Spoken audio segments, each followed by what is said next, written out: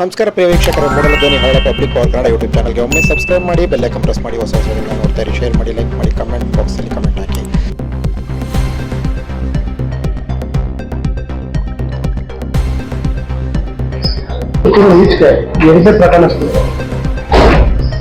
ಒಂದು ಭಕ್ತರಲ್ಲಿ ಬಯಲು ವಾತಾವರಣ ನಿರ್ಮಾಣ.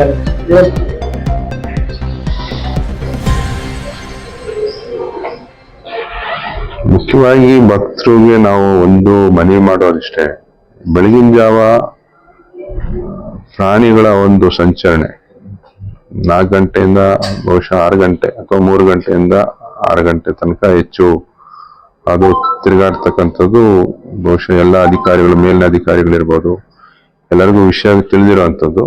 ಬಟ್ ಇದನ್ನ ನಾವು ಆ ಸಮಯನ ಬಿಟ್ಟು ಉಳಿದ ಸಮಯದಲ್ಲಿ ನಾವು ಹೋಗಿ ಬರ್ಲಿಕ್ಕೆ ಯಾವ ರೀತಿಯಾದ ಒಂದು ಪ್ಲಾನ್ ಆಗಿ ಮತ್ತೆ ಗಾರ್ಡ್ ಜೊತೆ ಒಂದು ಪ್ರೊಟೆಕ್ಷನ್ ಮಾಡ್ಕೊಂಡು ಹೋಗೋದು ಇದು ಸೂಕ್ತ.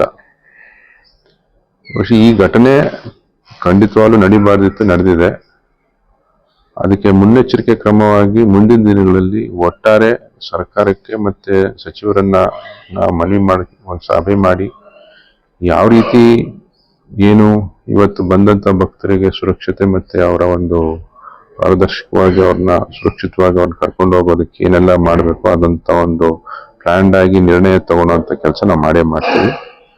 ಆ ವಿಚಾರದಲ್ಲಿ ಇವತ್ತು ಏನು ನಾನು ಮುಖ್ಯವಾಗಿ ಈ ಘಟನೆ ನಡೆದಿದೆ, ಆ ತಂದೆ ತಾಯಿಗಳಲ್ಲಿ ನಿಜವಾಗ್ಲೂ ಒಂದು ಆ ಭಗವಂತ ಅವರ ದುಃಖ ಭರಿಸತಕ್ಕಂಥ ಶಕ್ತಿ ನೀಡಲಿ ಅನ್ನೋ ಮಾತನ್ನ ಹೇಳ್ತಾ, ಬಟ್ ಮುಂದೆ ಯಾವುದೇ ತರದ ಇಂಥ ಒಂದು ಘಟನೆ ನಡೀದೇ ಇರೋದಕ್ಕೆ ಎಲ್ಲಾ ತರದ ಒಂದು ನಿರ್ದೇಶನ ಮತ್ತೆ ಸರ್ಕಾರನ ಒಂದು ಎಚ್ಚೆತ್ತಿ ಈ ಒಂದು ಘಟನೆ ನಡೀದೇ ಇರೋದಕ್ಕೆ ಮುಂಜಾಗ್ರತವಾಗಿ ಎಲ್ಲಾ ಕ್ರಮಗಳನ್ನ ತಗೊಳ್ಳಿಕ್ಕೆ ಈಗಾಗಲೇ ಜಿಲ್ಲಾಡಳಿತ, CCF ಅವರು, ಸಚಿವರಿಗೆ ಗಮನಕ್ಕೆಲ್ಲ ಬಂದಿದೆ.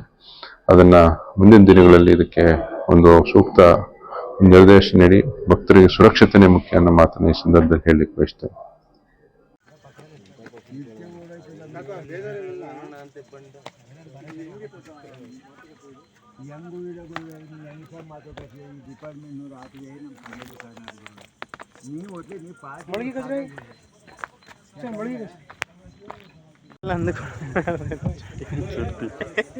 ಯಾರು ಅಗಲ ಮೇಲೆ ಹಾಕೊಂಡಿರೋದು ಅಲ್ಲಿ ಎಲ್ಲ ಪಾರ್ಗೆ ಬಂದು ಬರೋದ ಬಿಟ್ಬಿಟ್ಟು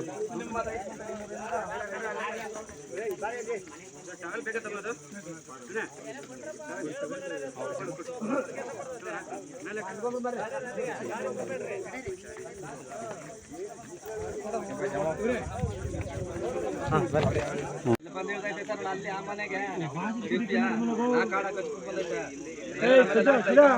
ಏನ್ ಮಾಡೋದು, ಎಲ್ಲ ಸೇಫ್ಟಿ ಕೊಡ್ಬೇಕಾಯ್ತದೆ ಸರ್. ನೀವು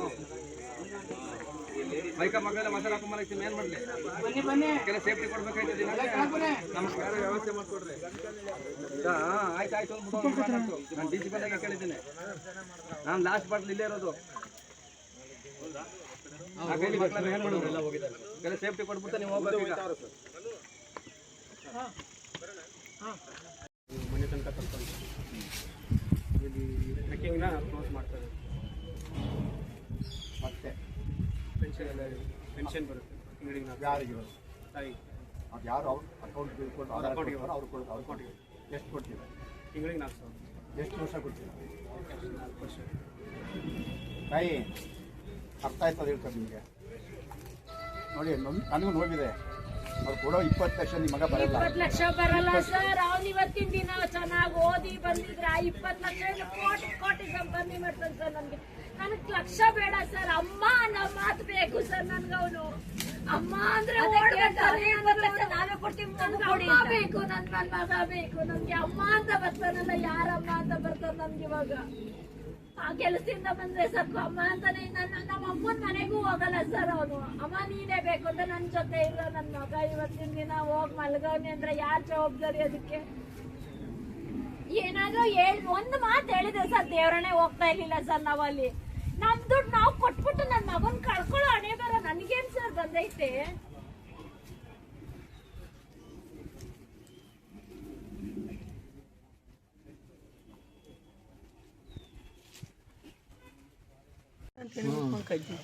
ಅದೆಲ್ಲ ಏನು ತೊಂದರೆ ಇಲ್ಲ ಕಣ್ರಿ. ಇದು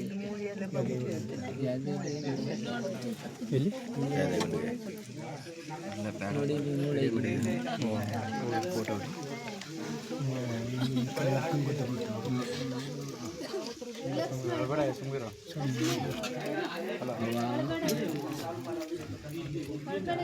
ರಾಜ